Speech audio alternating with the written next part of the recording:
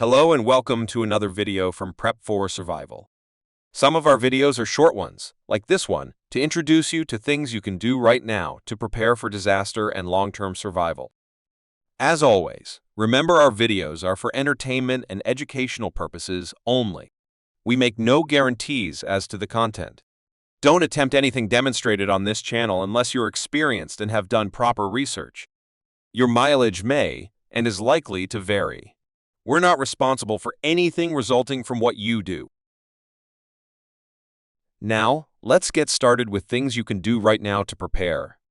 In this video, we're going to introduce to you our new favorite survival and camping skillet and show you how to season it for years and years of use. When looking for cookware that is sturdy, packable, and affordable, we have many modern options. Typical hikers and backpackers love the idea of titanium pieces. The idea behind titanium is that it is marketed as super sturdy and lightweight, but it is hardly budget-friendly at close to $100 for a small piece. Cast iron is often an inexpensive solution, but the weight can be unwieldy and the cool down from cooking can take a lot of time before the item is safe to handle. If you need to leave in a rush, you might need to abandon your cast iron because it is too hot to handle. Aluminum pans are often included in everything from military surplus mess kits to vintage Boy Scout kits. You'll also find aluminum in the camping and outdoors sections of your major big box retailers. A lot of people shy away from aluminum cookware these days for perceived health concerns. However, we consider aluminum to simply lack the strength to be viable long-term. It dents and cracks easily, and it is far from non-stick. Stainless steel is another favorite from some campers and survivalists alike. Stainless is a great alternative, but you must be familiar with the proper methods for cooking with stainless steel and be aware that cleanup is not always as easy as it looks.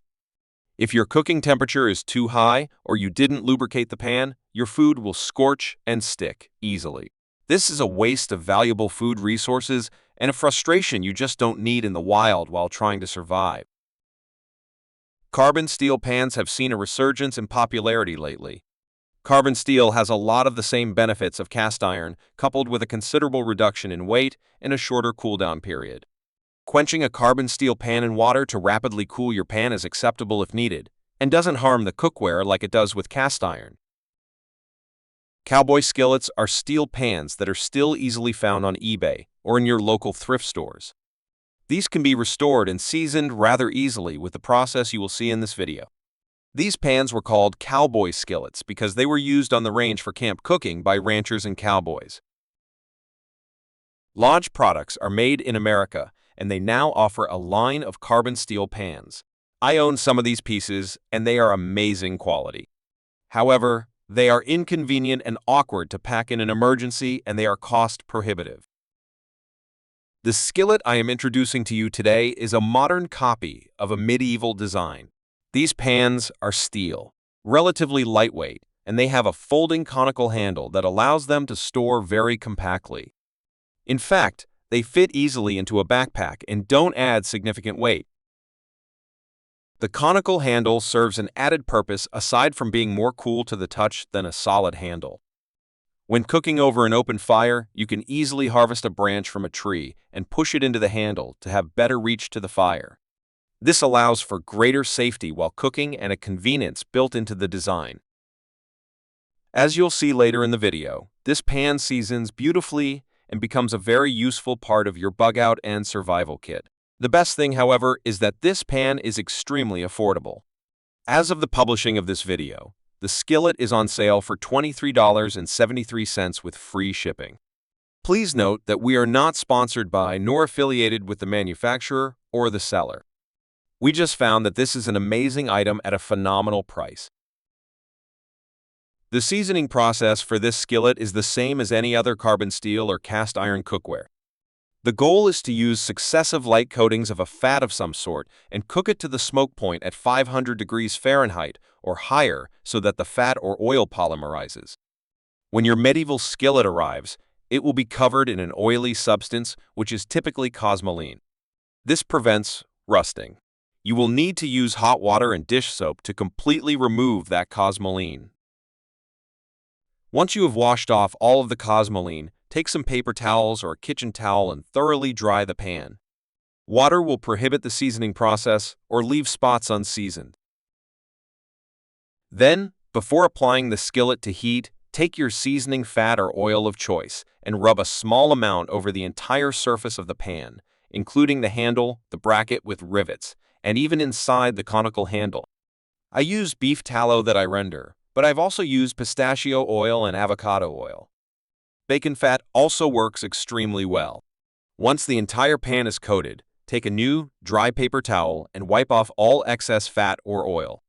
You want a microscopically thin layer to start. Less is the best when seasoning. Large amounts of fats will pool up or remain very sticky. Sticky parts are not properly seasoned. We won't show the entire seasoning process in this video, but if you would like a video dedicated to seasoning cast iron or carbon steel, then comment below and let us know. If you are seasoning in your home oven, take precautions as the item in the oven to be seasoned will produce a lot of smoke. This smoke can be dangerous and set off smoke alarms. Be especially cautious if you have pet birds. They are susceptible and will likely die if exposed to this smoke. Open windows and provide adequate ventilation. Set the oven temperature to 500. Once preheated, put the pan on the rack set in the middle of the oven. Let the pan bake at 500 degrees for at least 1 hour. Part of the way through the process, the smoking will stop and the polymerization begins. At the end of the hour, turn off the oven and leave the skillet untouched and let it cool down in the oven without touching it. Once cooled, inspect the skillet and look for even seasoning. If you like, repeat the process to get a thicker and darker coating. Instead of using your oven, you can season over an open fire or fire pit. Outdoor grills work well too.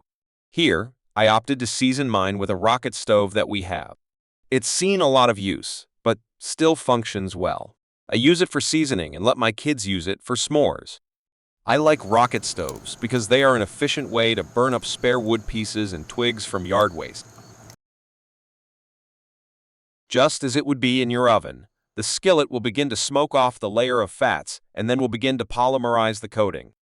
One advantage to doing this outdoors is that you can watch the progress easily and also reapply a thin layer once a layer burns off.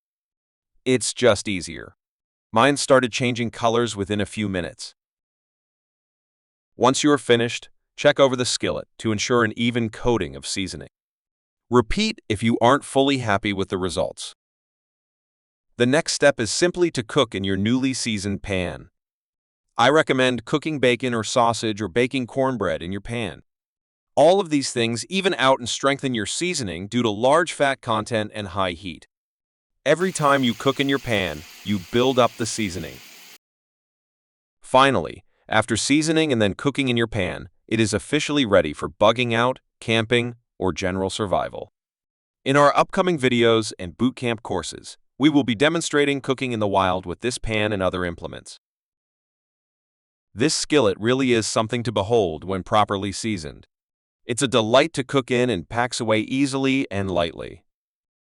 This has been a presentation of Prep for Survival, which is a project under learning4u.org. Help us out by subscribing and hitting the notifications icon. We're planning to offer special deals, contests, and freebies for subscribers, so get in on the action and help us out at the same time. Please visit our main site at learning4u.org and look for our boot camps and other survival courses. Thank you. Together, we can all survive and win the war ahead.